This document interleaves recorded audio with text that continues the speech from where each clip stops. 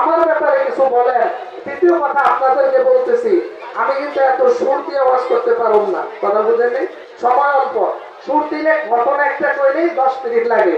আরে কথা বুঝছেন, আমরা তো এই লাইনে চলি, এটা ভালো করে বুঝি। এই জন্য আমি সুরের পক্ষে না।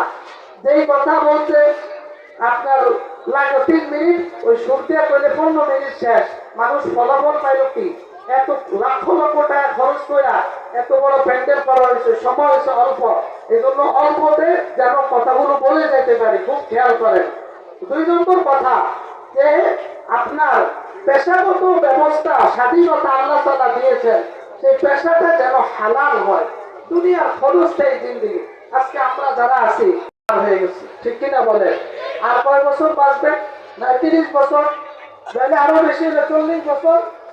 তো আপনার আমার এরপরে জীবন একটা শুরু হবে, ওই জীবনে আর কোনো চলে গেলাম, কিন্তু পরকাল যেটা শুরু হবে, কবরের পরে হাসুরের ময়দান, সেখান থেকে জান্নাত হোক জাহান্নাম হোক যেটাই হোক, এরপরে আর কোনো হবে?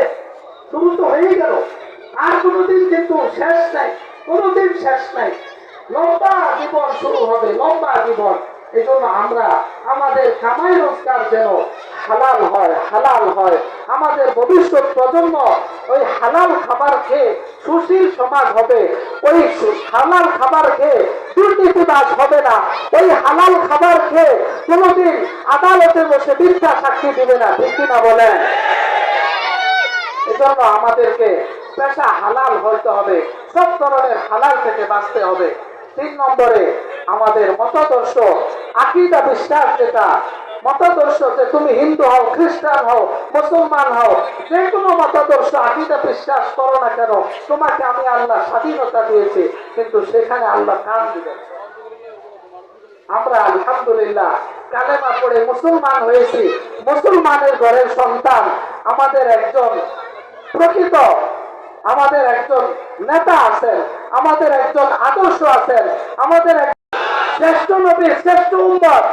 যেই এমন নবী হাসরের ময়দানে উঠবেন, যার মাত্র 2 জন উম্মত থাকবে, মাত্র 5 জন উম্মত থাকবে, মাত্র 11 জন উম্মত থাকবে, 12 জন